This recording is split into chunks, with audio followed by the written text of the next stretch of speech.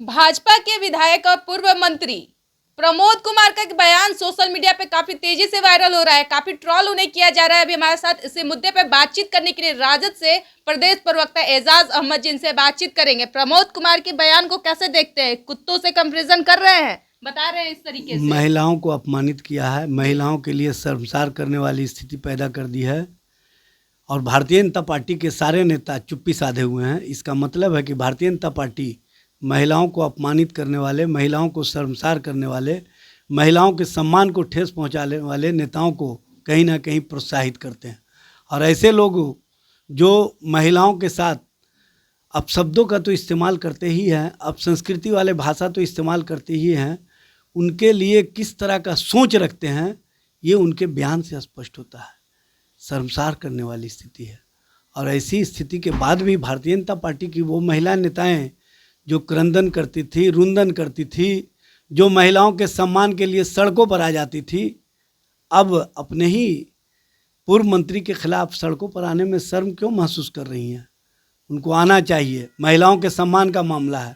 महिलाओं को अपमानित करने वाले लोगों को कहीं ना कहीं शर्मसार करने वाली स्थिति पैदा करने वाले लोगों को सज़ा देने की आवश्यकता है। भारतीय जनता पार्टी ऐसे लोगों को पार्टी से बाहर करे और माफ़ी मांगे, क्योंकि ये किसी भी तरह से महिलाओं का अपमान करके और आपके पार्टी में भी बने हुए हैं, तो इससे ही स्पष्ट होता है कहीं ना कहीं भारतीय जनता पार्टी का इनको प्रोत्साहन मिल रहा है, इनको सह मिल रहा है, जिसके कारण ऐसी भाषा इस्तेमाल करते हैं। बीजेपी पार्टी कहती है कि हमारी संवेदनशील वाली पार्टी है, वो भाषा को संयमता से रहती है। महिलाओं के साथ इस तरह का भाषा बोलने वाले पर भी संयम बरते हुए हैं, तो इसी समझ लीजिए कि महिलाओं को शर्मसार करने के लिए और महिलाओं को अपमानित करने के लिए ऐसे लोगों को बना करके रखे हुए हैं, ताकि समय समय पर हम उनको इस्तेमाल कर सकें।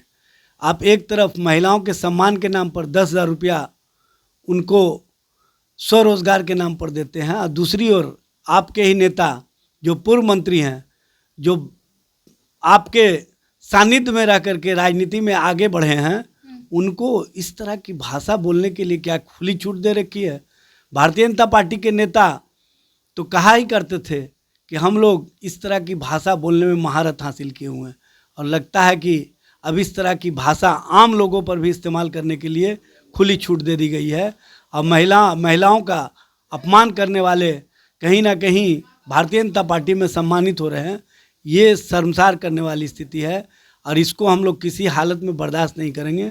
इस पर हम लोग एक बड़ा जन आंदोलन खड़ा करेंगे अगर भारतीय जनता पार्टी ने जल्द से जल्द इस पर एक्शन नहीं लिया तो। सम्राट चौधरी क्या करेंगे? अब सम्राट चौधरी कोई कार्रवाई करेंगे क्या? एफआईआर दर्ज करेंगे या फिर पार्टी से निकालेंगे ऐसे विधायकों? भाई गृह मंत्री बने हैं, वो कहते हैं कि हम किसी को भी छोड़ने वाले नहीं है, किसी को भी बख्शने वाले नहीं है।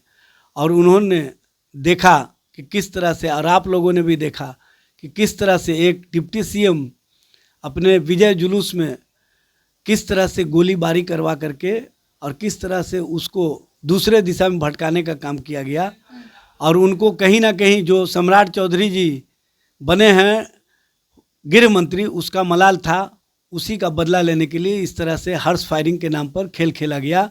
और अब भारतीय जनता पार्टी के अंदर जो लोग सम्राट चौधरी जी को पचा नहीं पा रहे हैं, वो इस तरह की भाषा बोल रहे हैं और सम्राट चौधरी जी टुकुर टुकुर देखने का काम कर रहे हैं। ऐसा लगता है कि बिहार में अब सरकार और सरकार नाम की चीज़ नहीं है। चलिए देखिए, तो जिस तरीके से बीजेपी के विधायक और पूर्व में मंत्री भी रह चुके हैं प्रमोद कुमार का एक वीडियो सोशल मीडिया पे काफी तेजी से वायरल हो रहा है। वो महिलाओं को अपमानजनक वाली टिप्पणी की बात करते हुए नजर आ रहे हैं। अब क्या लगता है, बीजेपी ऐसे विधायकों को, ऐसे मंत्रियों को, ऐसे शख्स को अपने पार्टी में रखती है या फिर उन्हें हटाती है? इस पर भी देखना होगा। फिलहाल इस खबर में इतना ही। आप लोग देख रहे थे कंटेंट इनसाइड में, आपके साथ दिव्या पांडे। धन्यवाद।